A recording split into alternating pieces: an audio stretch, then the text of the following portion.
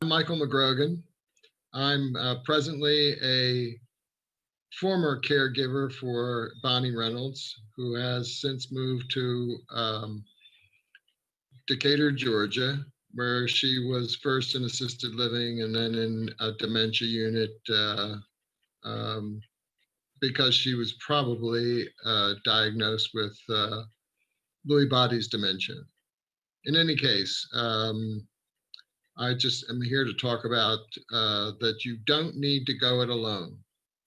And what I wanted to tell you was that there's especially the Maryland Association for Parkinson's Support, or MAPS, whose goals are to promote self-management of Parkinson's disease, to raise funds for area-wide community programming, to encourage healthy lifestyles, to develop a support network, to provide one-stop shopping for services, support, information, and education. All that means that it's a wonderful organization that supports people with Parkinson's, but especially caregivers for people with Parkinson's. And some of the services that they provide. They have BIG, which helps with the voice. As you know, people with Parkinson's lose their tonality and their voices, and so that helps with the voice program. They have dancing, which improves their coordination. They have boxing, which promotes coordination and physical therapy as well. And they have a program for caregivers, which I attend regularly, even though my significant other has gone to Decatur, Georgia, where she's with her family. And this particular program, during this program, you share resources. For instance, equipment. They will often give you equipment, especially if somebody has passed, or they will recommend where you can buy certain equipment. Physical therapy, they recommend different types of physical therapy for people with Parkinson's. Lists, we have lists of people, psychiatrists, we have physical therapists, neurologists, and so on in our list. And it's also a psychological support. We can sit and talk and pass the time of day and get out all of our grievances out, because this is a terrible disease for the caregiver as well as for the person who has Parkinson's. The meetings are often held in person at Hopkins in Green Spring Station, but they're also virtual. Right now, they're virtual meetings that are being held for people who are participating and who are caregivers. Other services that might be included are your Johns Hopkins offers many services for people with Parkinson's and caregivers for people with Parkinson's. St. Thomas Episcopal Church used to hold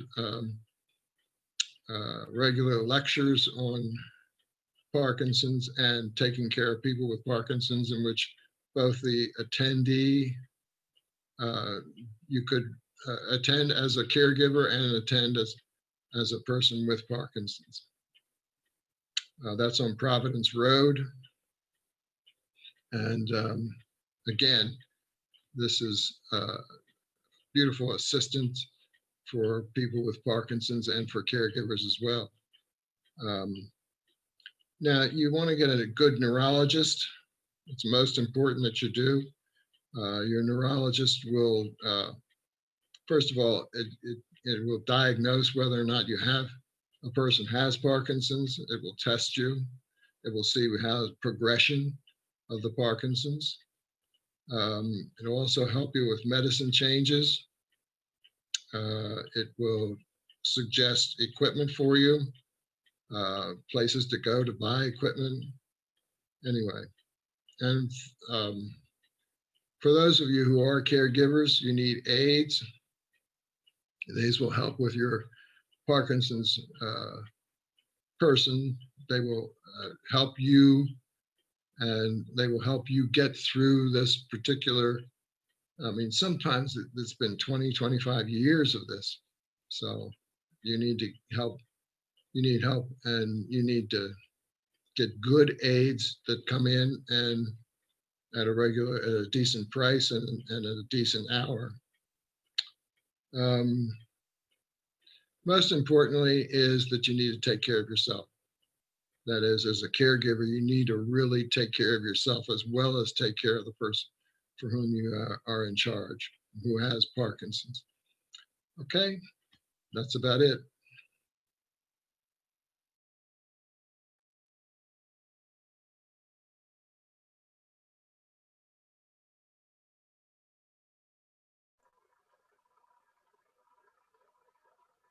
Scary seeing one's cell phone here.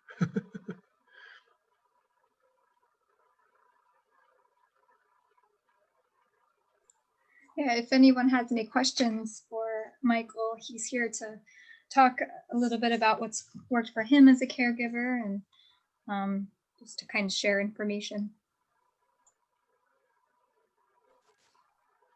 Hi, everyone. I'm Trisha, and I had been attending the groups in person at Johns Hopkins. I definitely miss them and miss everyone. But the Zoom meetings have been more frequent and, hugely helpful. And in a couple of specifics, I honestly can say that I got information from the meetings that I never got from any website, from reading, from a doctor, just really concrete help that comes from people with experience with living with someone with Parkinson's. And because we also participate in a Lewy body dementia support group, which I also think is really a big help. There is some overlap with the Parkinson's support group because some people also have Lewy body dementia or Parkinson's type dementia. But it is interesting to me how often I might have gotten some advice from a healthcare professional, and then sitting in the meetings with people who've had the actual day-to-day experience, it somewhat contradicts some of the advice from healthcare professionals. And it's not just for the sake of contradiction, it's for the sake of saying what has worked for other people and what doesn't work. And if I really have one takeaway that's so concrete, is that one Parkinson's patient is one Parkinson's patient. And what works for one person doesn't always work for someone else. And the same for the Lewy body dementia, the severity and the impact and the changes in a person. Everyone tends to reinforce that, but in the support groups, I think one of the things where this has become very evident is the challenges that people have with meds and people on different meds and how the side effects and how to sort through problems that people are having and try to figure out, is it related, is it unrelated, how do you sort that out, and how much patience you should how patient should you be with something that seems to be not going well. And so I just can't say enough good things about this group. I don't see Rona on the group, but Rona is the founder and the president of the board, and she's just been amazing. Julianne Dobbs, who coordinates the meetings and who facilitates the meetings. These are just phenomenal people who know their stuff, and they, are also great listeners and, help bring a lot to the table. I really appreciate it so much. And, the problem with COVID of just not, being next to people and being able to, hug and smile and just be there for people, it's really, really tough. Because we're just limited to Zoom, but everyone, gets my, just sincere appreciation and very much, that's shared around the group all the time. I might add that Tricia has made some tremendous contributions to the group as a whole and individually, and talked about her own cases, and as well as what she's done right now. Thanks, Tricia. Sure. And Michael, the fact that, you went through your own personal struggle, and Bonnie no longer lives even in Maryland, and how you've really, I think shown the group, what needs you have, either whether it's grief support or, just the struggles of having someone you love live so far away. Those things have really been eye-opening. This is just another point I would say. This is being there for each other is huge. You think you're going there for yourself for support, but there's two reasons to go to caregiver support. You're there for yourself, and you're there for other people who need support. Thank you. People don't just come to complain. They come and they offer services often, and oftentimes they give psychological support to other people in the group. Julie's done a wonderful job of coordinating all this, and it's just been a really fine group of people. And I encourage everybody to as much to participate as much as possible. Thank you, Tricia.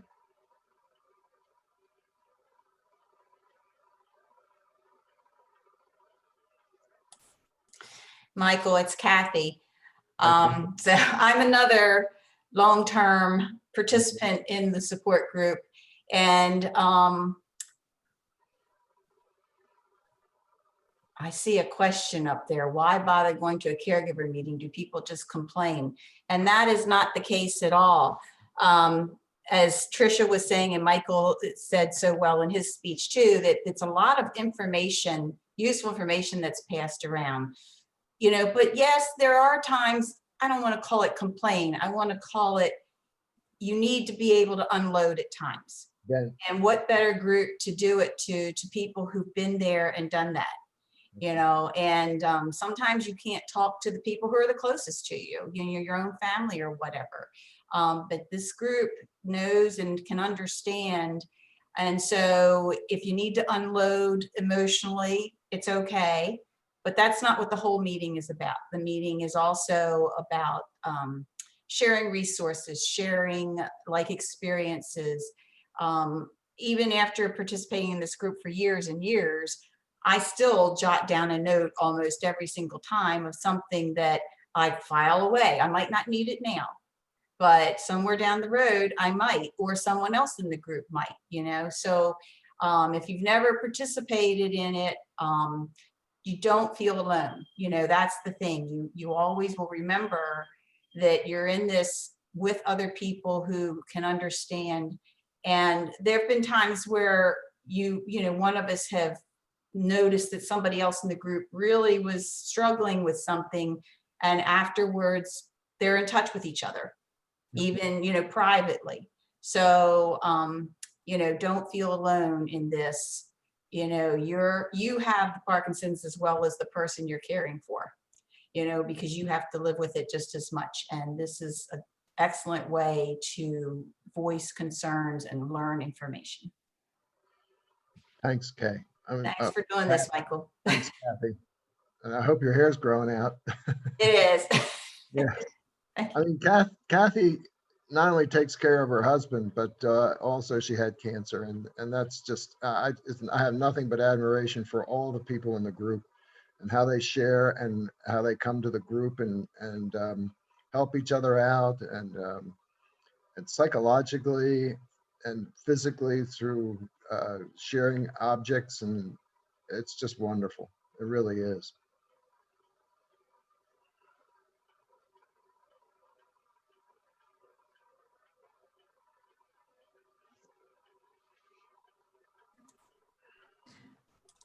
I see one of the questions is, has anyone used a specific business for caregiver assistance?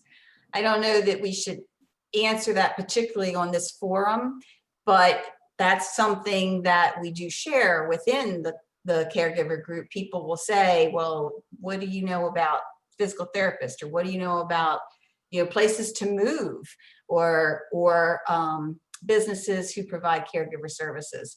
And you know, different ones who are in the caregiver group, which is always private and confidential, you know, they may share within that to give some advice. Like I said, on this public forum, I'm not so sure that we should name names or anything. But feel free to join the group. If you're interested, I guess, send Rona an email and she'll get you on the list for doing it. Do we know Rona's email address right off? I don't have it. But I'll get it in a second. Hold on a second, I'll tell you. I think it's Julianne Dobbs who handles the emailing about the meetings. Well, it's Rona Maps, RONAMAPS @gmail.com. Rona's just been such an inspiration for all of us. Yeah, Nikki says. She's been with her info, husband yeah. for what, 20, 25 years. And it's been wonderful. I mean, and she's taken some things from the group as well. The group, it just shares all kinds of things, and it's wonderful to be in it.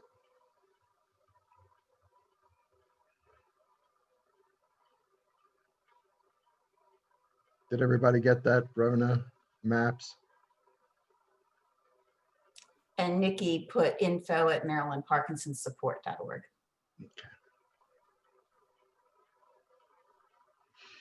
Nikki's at the Meyerberg Center, and she's been so helpful and put this all together, this conference and so on. Yeah, it's just been great. Everybody's contributed. Am I blowing too much smoke? No. No, it's very, thank you. We really appreciate that. There are a lot of people that went into making this event happen. And, you know, it's our first time doing a virtual event like this, but I think it's all right. Hey, we're connected, and you guys are able to provide each other with resources. I think it's wonderful. Yeah. I would just like to add, there's a phenomenon that happens when all of us are going through something that doesn't feel comfortable. And some people call it denial, and some people call it identifying out. And when I first came to the group, I have to say the group gave me a very good dose of how to get out of denial, because what we are dealing with is 100% real. And because people progress at different pace and different levels, it can be kind of easy to just say, oh, I don't need this yet, or you know, this person is just so much worse. Their Parkinson's is so much worse, and I don't want to listen to this because it just makes me upset, or, you know, any number of reasons why we do this thing called identifying out. And I'm so glad that I hung in there, because I can honestly say there were days when I didn't really want to hear other people's problems and other people's experiences, but not very much time passed before I was in the same boat. And I was just so glad I kept a notebook and lists of resources and things that I might not have needed that day I got from the meeting I was in, but I sure have been able to use them later in the course of, you know, the progression. So I certainly, you know, recommend for people who have not been part of the support that that's not an uncommon situation that people experience, but We always tell each other to keep coming back.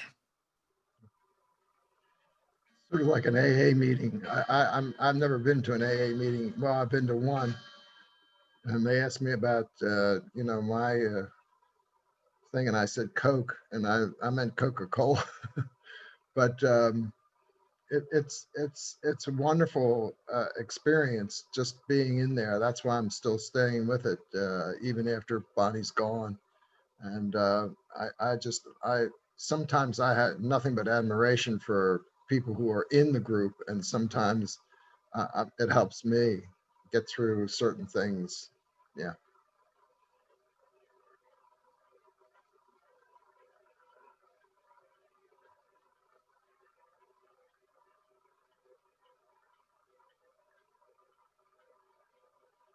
I don't know if there are any other questions, or Nikki, or should we? We still have a few more minutes. The closing remarks are at 3:20, so I welcome anyone who would like to, provide some input, talk about your experiences, challenges, triumphs.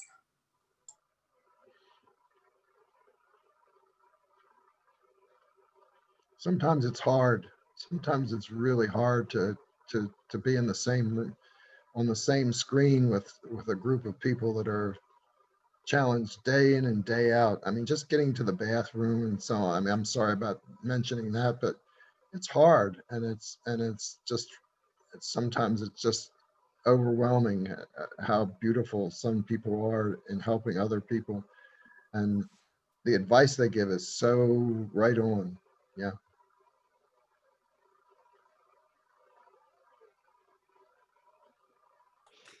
Okay, I'll stick my 2 cents back in here again. It's Kathy again. And in along with that is finding a sense of peace and strength. You do hear other people talking about their issues, and sometimes they're a lot worse than what your loved one might be experiencing at the time. But, you stick it in your back pocket for future reference. And, we're all here to help each other. God put us on this earth to help each other out.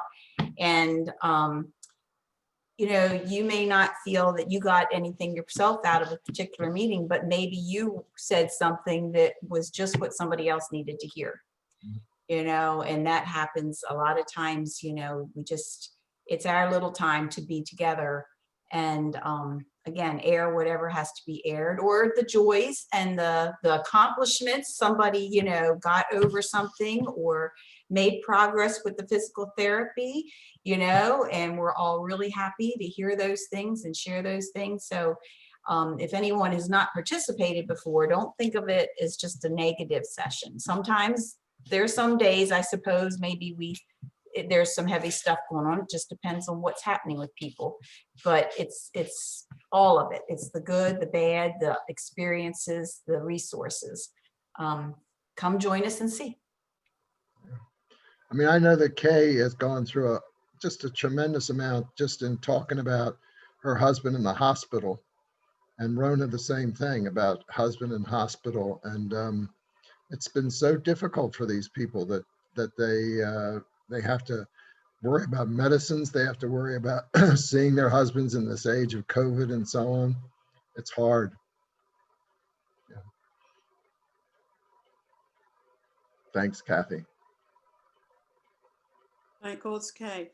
I think one of the things that has really been helpful to me is, even though I have friends and family who basically understand what the disease is, they don't really understand what the disease is. Yeah. And they don't understand how much it impacts every phase of your life. And so I've really appreciated having a time to be with other people who you don't have to explain it to. And back before COVID, a lot of the same people we would see as in boxing or in other areas that MAP supports. So they really became friends. It wasn't just, oh, I see these people once a month. You might, but even if you see them here or there, you have a camaraderie that you wouldn't have, because nobody else really completely gets it, or no, do they have to? I mean, that's, not necessary, but it's nice to have a place where other people get it. Thanks, Kay.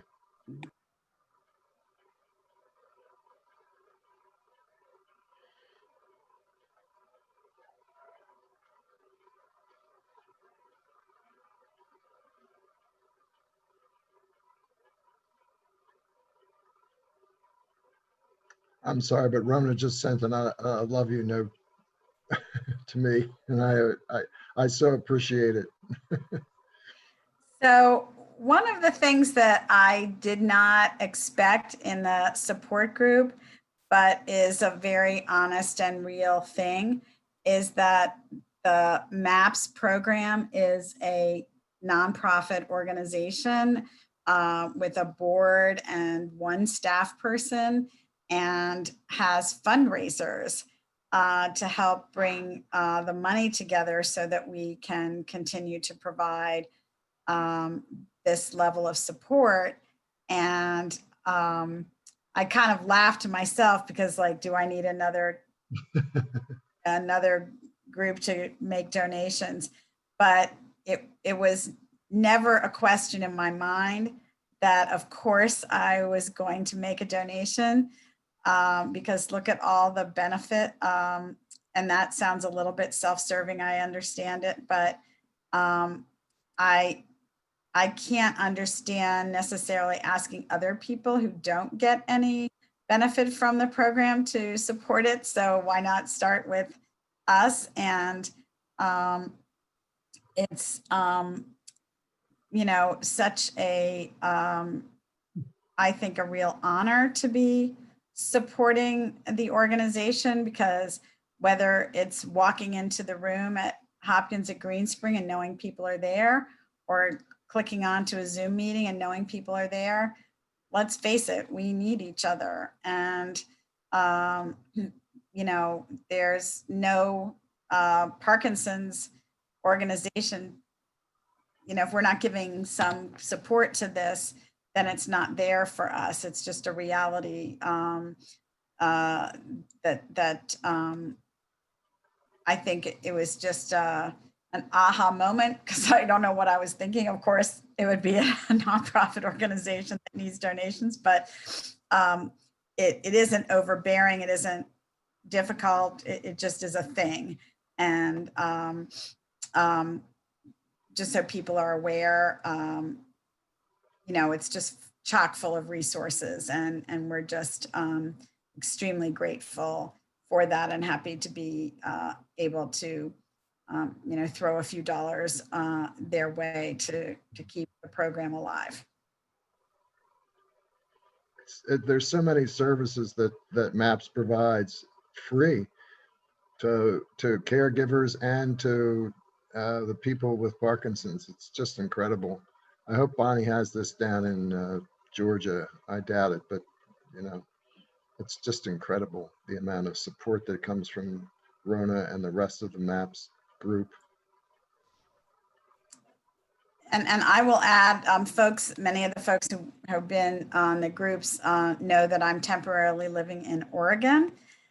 And I immediately looked into what was available in Oregon because of such a good experience. There, it doesn't look like there's a national network. It looks like it's just really independently every state, you know, putting resources together. That was a huge help, because I knew what I was looking for, especially, you know, definitely needing physical therapy and things like that for Bill. So if people are on the call and they have relatives who are in other states, you know, or who even want to be part of the Maryland group, because, you know, hey, we're here for our Maryland community. That's a nice thing to know, that there are groups out there in other places too. Hi, this is Carol Sandler. I joined late. Can you hear me? Yep, I can hear you. I mean, I joined this session late. I think it was Kay who was talking about people getting it. You know, most people don't get it unless you have Parkinson's. And I find I have to be careful about how often I use this as an excuse not to, or bring it up to other people who don't like, I'm sorry I can't join you today because I have a Parkinson's support group or my husband has Parkinson's. I mean, you don't want to play it too often. Do any of the rest of you find you're sort of holding back when you talk to other people? Carol reminds me that we often start meetings with questions as we go around the group or around the virtual, that certain people have questions. I think Carol's been bothered by, where do I stop? Where do I,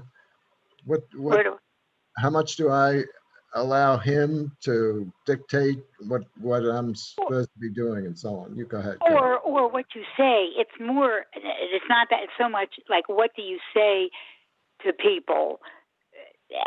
How often do you talk about it to people? You don't want them to feel sorry for you, or to associate. Well, I guess use it as an excuse for things. I think about that. Anybody else have that? Well, that would be a feeling? topic for the next meeting. Yeah. Okay. All right. Yeah. Okay. I'm on the phone.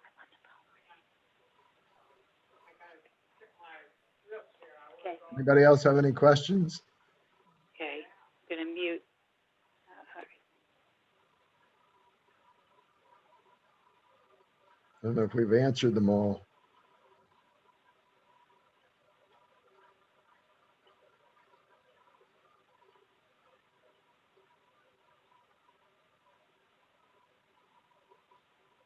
Grief.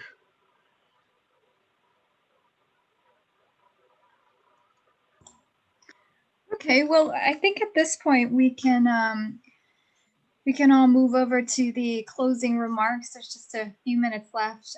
Judy Friedman has prepared something for everyone. So thank you for coming. And this has been wonderful. Michael, thank you. Thank you. And so I will end this session in a minute or two, and I will see you for the closing remarks. Thank Rona too. Of course. Thank you to Rona. She's there.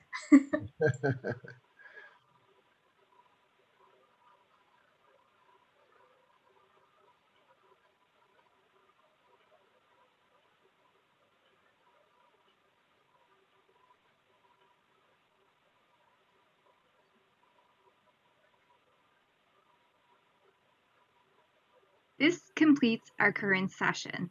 This meeting will end in 1 minute. Please proceed to meyerberg.org/LWP2020 and click Join Session of the next session. Thank you.